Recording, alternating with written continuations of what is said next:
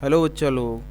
तो चलिए आज हम लोग sexual reproduction in flowering plant का एक्सरसाइज डिस्कस करेंगे। हम लोग लेक्चर तो डिस्कस कर ही रहे थे, डेली लेक्चर 5-6 लेक्चर हो गया। तो सोचे कि हम लोग 20 क्वेश्चन जो इम्पोर्टेंट एक्सपेक्टेड एनसीईआरटी के क्वेश्चन है वो आपको डिस्कस कर दें, ताकि एक रिदम मेंटेन रखे। एक तरफ से आपका इकोलॉजी का भी आज स्टार्ट कर दिए हैं, जो कि आप लोग का ऑर्गेनिज्म एंड पॉपुलेशन का पहला लेक्चर, जो कि आपको जो टर्म है जितने वो बताए हैं उसमें इंट्रोडक्शन दिए हैं इकोलॉजी में। और आज हम लोग ये क्वेश्चन का सेट डिस्कस करेंगे। तो इसमें 20 इंपॉर्टेंट क्वेश्चन जो कि एक्सपेक्टेड क्वेश्चन है बच्चा लोग। ऐसे ही हम लोग और sexual reproduction in flowering plant का लेक्चर बढ़ेगा तो आपको लेक्चर आएगा, तो और आपको ऐसे ही सेट क्वेश्चन का मिलेगा। तो चैनल पे आप नए हैं बच्चा लोग तो सब्सक्राइब कर लीजिए, बस आपसे इतना ही एक्सपेक्टेशन है। आप नए हैं तो सब्सक्राइब कर लीजिए, यहाँ पे बेल आइकन पे क्लिक कर लीजिए ताकि आप इजीली नोटिफाइड हो जाओगे। तो चलिए वीडियो की ओर आगे बढ़ते हैं बच्चा लोग। तो देखिए हम लोग का फर्स्ट क्वेश्चन आपको स्लाइड पे दिख रहा होगा, तो आप लोग इसको सोल्व करने का कोशिश कीजिए बच्चा लोग। हम इसको आंसर आपको बता देंगे, आंसर बताकर हम आपको एक्सप्लेन कर देंगे।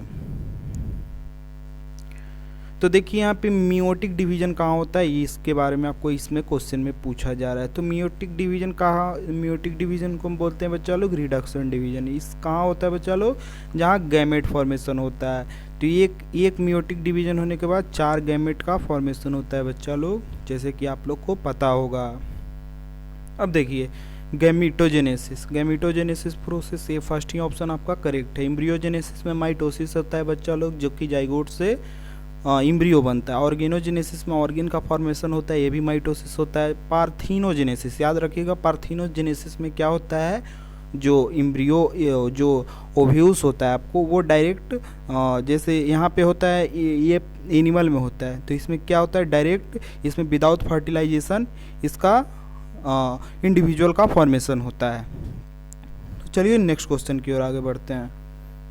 देखिए सेकंड क्वेश्चन आपको स्लाइड पे आ गया है, तो इस क्वेश्चन को सोल्व करने का कोशिश कीजिए। आप कुछ समय देते हैं, फिर हम इसको क्वेश्चन को डिस्कस करेंगे। चलिए बच्चा लोग, अब ये क्वेश्चन को आपको उम्मीद है कि आप ये क्वेश्चन सोल्व कर लिए होंगे। इसका ऑप्शन डिप्लॉयड हो जाएगा, आपका इजी क्वेश्चन है। हैप्लॉइड गैमेट होते हैं जो कि जाइगोट बनते हैं। कैसे होते हैं, फ्यूजन के बाद फर्टिलाइजेशन होते हैं, फर्टिलाइजेशन के बाद 2n बनते हैं, जो कि डिप्लॉयड होगा ऑप्शन नंबर बी। हैप्लॉइड नहीं होगा, ट्रिप्लॉइड नहीं होगा, टेट्राप्लॉइड नहीं होगा। चलिए नेक्स्ट क्वेश्चन पे आते हैं। क्वेश्चन सोल्व कीजिएगा बच्चा लोग, इसमें आपको समय देते हैं 5 से 10 सेकेंड। चलिए बच्चा लोग इसको हम सोल्व करते हैं। फ्लावर जो होता है मॉडिफाइड सूट होता है। कैसा सूट होता है, मॉडिफाइड रिप्रोडक्टिव सूट। तो देखिए कि कौन सा ऑप्शन हो जाएगा, थर्ड हो जाएगा। मेल भी होता है फीमेल भी होता है, दोनों को एक साथ कहेंगे हम लोग, जो कि बेस्ट ऑप्शन है modified reproductive suit. Vegetative shoot system नहीं होगा बच्चा लोग। तो चलिए नेक्स्ट क्वेश्चन की ओर आगे बढ़ते हैं। तो ये क्वेश्चन का सोल्व करने का कोशिश कीजिएगा बच्चा लोग। आप लोग को इस तरह से इसका आपको सोल्व करना है। चलिए इसमें भी आपको 10 सेकेंड समय देते हैं, क्योंकि ये match of the following question है। तो आप सोल्व इसको कीजिए, आप वीडियो पॉज करके, क्योंकि हम ये क्वेश्चन को डिस्कस करते हैं अब। चलिए बच्चा लोग डिस्कस करते हैं। तो यहाँ पे देखिएगा आप कौन कौन से ऑप्शन है, ये आप हम उम्मीद करते होंगे कि ये आप क्वेश्चन सोल्व कर लिए होंगे। तो देखिए यहाँ पे आप लोग, जो कैलिक्स होता है, कैलिक्स का जो यूनिट होता है उसको हम बोलते हैं सेपेल। अब देखिए कोरोला है, तो कोरोला का क्या हो जाएगा यूनिट बच्चा लोग, देखिए आप लोग क्या हो जाएगा, पेटल। अब देखिए एंड्रोसियम का आप बताइए क्या होगा, स्टेमेन। जाइनोसियम का क्या हो जाएगा बच्चा लोग, कार्पेल या कार्पेल होता है, और क्या होता है, पिस्टिल। चलिए ये क्वेश्चन देखिए आप लोग को हम सोल्व करवाते हैं। तो इसका जो ऑप्शन है आप लोग को ये हो जाएगा, क्योंकि जो कैलिक्स होता है वो देखिए ऑप्शन कहाँ है आपको, जो कि सेपल में आ रहा था। तो यहाँ ऑप्शन नंबर ए हो जाएगा। यहाँ पे डी ऑप्शन मिसिंग है बच्चा लोग, तो यहाँ पे आप लोग डी ऑप्शन को नेग्लेक्ट कर दीजिएगा, सी ही ऑप्शन तक आप लोग सोल्व कीजिएगा। चलिए नेक्स्ट क्वेश्चन पे आगे बढ़ते हैं बच्चा लोग। इसमें भी डी ऑप्शन आप लोग को नहीं मिलेगा। तो चलिए इस क्वेश्चन को सोल्व कीजिए आप लोग। आपको एक प्लस पॉइंट है, क्योंकि यहाँ आपको 3 ही ऑप्शन से एक ऑप्शन सेलेक्ट करना है। तो वहाँ आप लोग को यूनिट था, यहाँ आपको फंक्शन है। जैसे कैलिक्स, वहाँ कैलिक्स का यूनिट आपको पूछ रहा था, तो कैलिक्स का यूनिट आपको क्या था वो तो आपको देखे ही थे। कैलिक्स का यूनिट क्या था, सेपल था। कोरोला का क्या था, पेटल था। एंड्रोसियम का क्या था, स्टेमेन था। जाइनोसियम का क्या था, कार्पेल या पिस्टिल। चलिए तो ये क्वेश्चन सोल्व कीजिए आप लोग। तो यहाँ पे देखिए कैलिक्स जो था क्या प्रोवाइड कर रहा था, बाहर में बर्ड में फ्लावर को प्रोटेक्शन प्रोवाइड कर रहा था। तो ये में देखिए ऑप्शन नंबर दो किस में है, तो यहाँ पे सीधे आपको थर्ड में है। तो यहीं पे आप लोग करेक्ट करके निकल जाइएगा, क्योंकि आपको एग्जाम में समय नहीं रहते हैं। अब जैसे हमको नेक्स्ट ऑप्शन भी देख लेते हैं। कोरोला है, कोरोला क्या करता है, कोरोला अट्रैक्टिव का काम करता है। तो कोरोला बी इसका सेकंड ऑप्शन हो जाएगा। तो यहाँ पे देखिए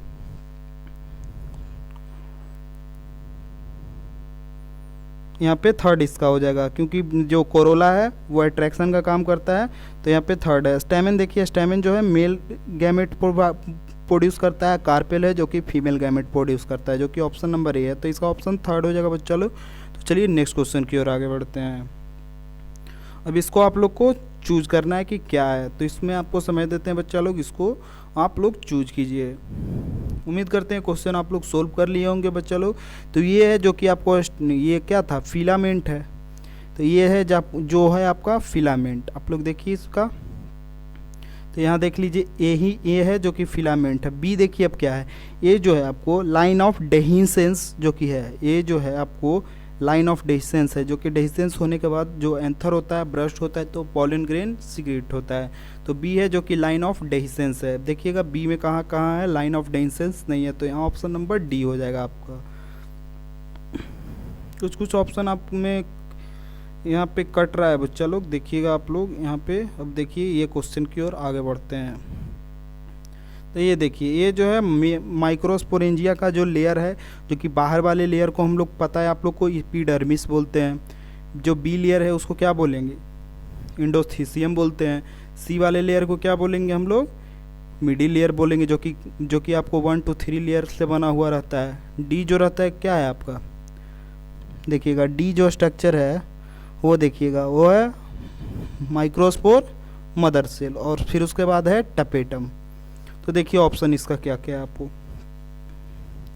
ए में आपका टपेटम कहीं नहीं था बच्चा लोग, ए में था क्या आपका इपीडर्मिस। देख लीजिए ए में इपीडर्मिस कहाँ कहाँ आ रहा है, एक डी ऑप्शन में आ रहा है, एक बी ऑप्शन में आ रहा है। फिर उसके बाद क्या है, उसके बाद था इंडोथीसियम। तो यहाँ पे मिडिल लेयर है, यहाँ पे इंडोथीसियम है। तो ऑप्शन नंबर डी करेक्ट हो जाएगा। चलिए नेक्स्ट क्वेश्चन की ओर आगे बढ़ते हैं बच्चा लोग। ये क्वेश्चन आप लोग सोल्व कीजिए, आप लोग से उम्मीद करते हैं कि ये क्वेश्चन आप लोग सोल्व कर लीजिएगा।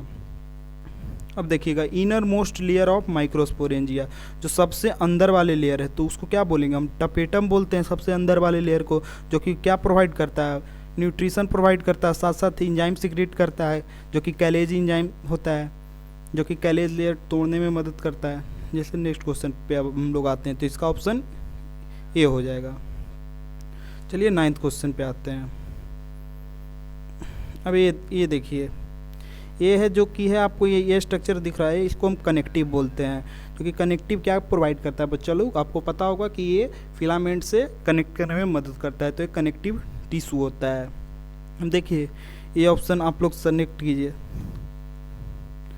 देख लीजिएगा यहाँ पे। देखिए ए में कहाँ कनेक्टिव है, यहाँ एपिडर्मिस है, इंडोडर्मिस है, टपेटम है। एक देखिए एक ही ऑप्शन है जो कि आपको करेक्ट है, तो यहाँ पे आप लोग टिक आउट करके निकल सकते हैं। इसे हम डिस्कस करते हैं कि क्या क्या है। जैसे बी लेयर है, उसके बाद आप लोग को दिख रहा होगा ये क्या है, देख लीजिए आप लोग। बी लेयर क्या था, जो कि सबसे बाहर एपिडर्मिस था, उसके बाद इंडोथीसियम था। ये जो डी लेयर है आप लोग को, ये क्या है, स्पोरोजीनियस टिश्यू नहीं तो माइक्रोस्पोर मदर सेल। ई लेयर है जो कि आपको क्या है, ई लेयर है, उसका बाहर वाला लेयर है। और एफ लेयर है जो कि आपको यहाँ पे दिख रहा होगा, जो कि टपेटम है। तो यही आप लोग को बच्चा लोग, यही आप लोग देखिएगा। तो यहाँ पे ऑप्शन आप लोग मिला लीजिएगा। चलिए नेक्स्ट क्वेश्चन की ओर आगे बढ़ते हैं।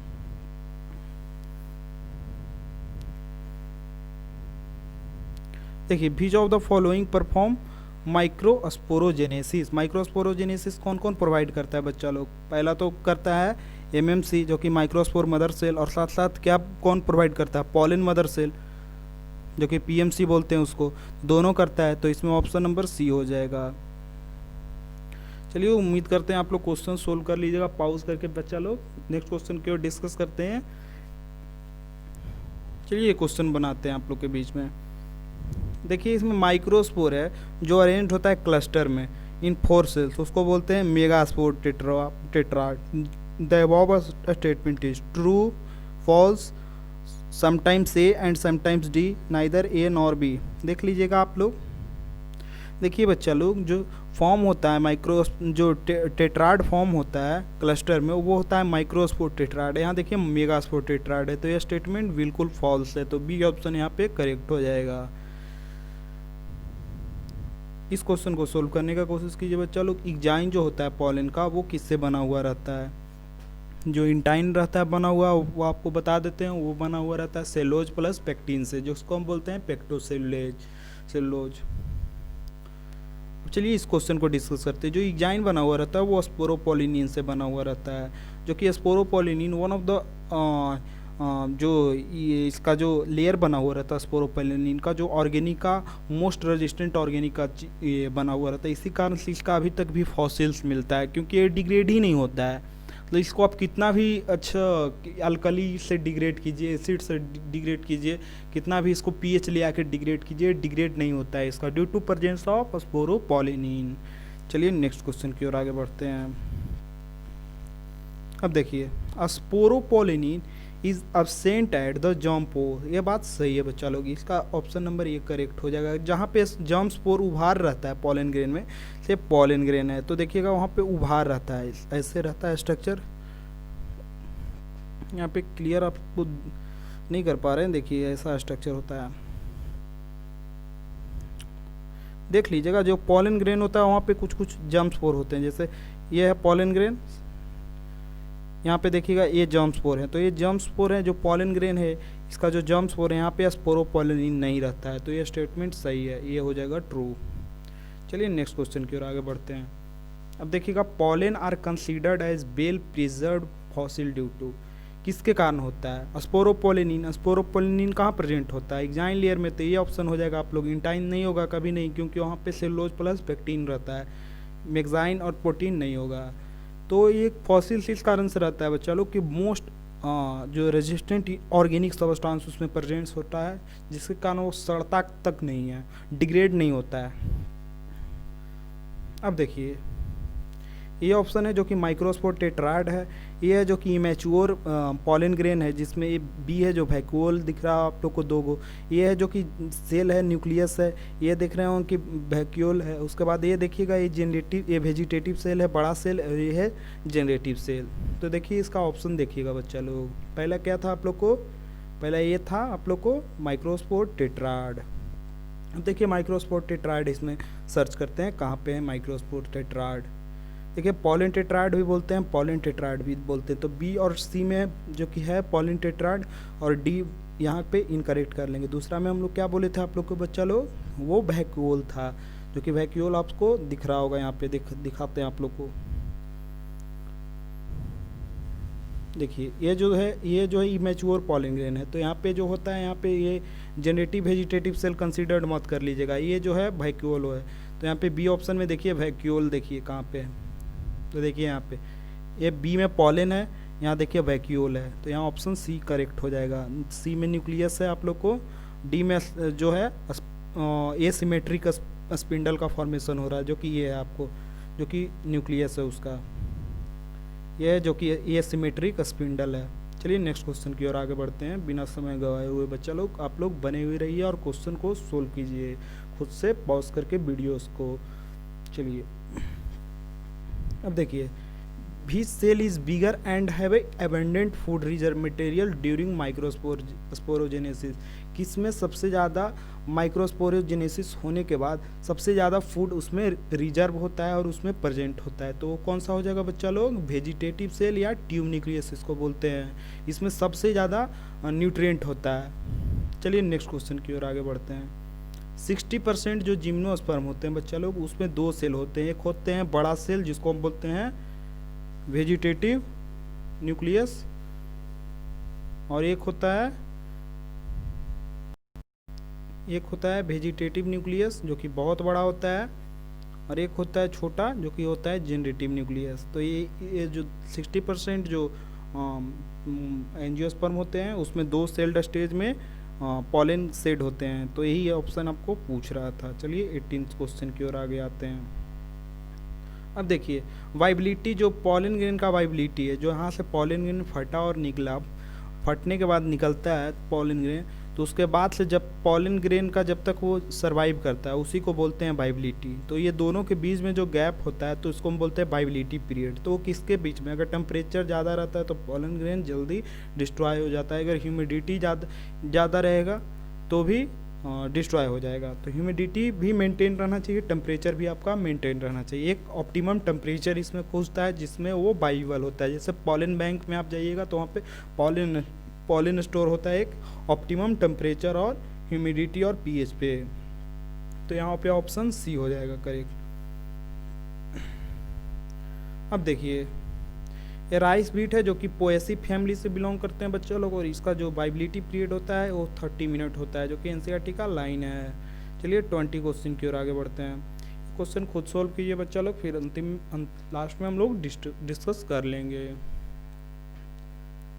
उम्मीद करते हैं बच्चा लोग आप लोग ये क्वेश्चन सोल्व कर लिए हैं। देखिए टैपटम का जो फंक्शन है आपको पता होगा, उम्मीद करते हैं क्वेश्चन सोल्व कर लिए होंगे। अगर ये क्वेश्चन आप लोग सोल्व किए हैं, आप लोग ये क्वेश्चन को अटेम्प्ट किए हैं, तो यह ऑप्शन आपको हमको कमेंट बॉक्स में बताना होगा। आप वहीं पे हमको बताइएगा, आप लोग का ऑप्शन हम चेक करेंगे। तो चलिए यहीं पे वीडियो एंड करते हैं। नेक्स्ट सीरीज जो आपका क्वेश्चन का आएगा उसमें भी आप लोग को 20 इंपॉर्टेंट ऐसे ही क्वेश्चन करवाएंगे, जो कि आपको पहले एक्सरसाइज जो फर्स्ट है आपका, अब कुछ लेक्चर थ्योरी वाला आ जाए आपका sexual reproduction in flowering plant, तो फिर उसके बाद आपका ऐसे ही एमसीक्यू का फिर से आपको सीरीज लेके आएंगे। चलिए यहीं पे वीडियो एंड करते हैं। धन्यवाद बच्चों।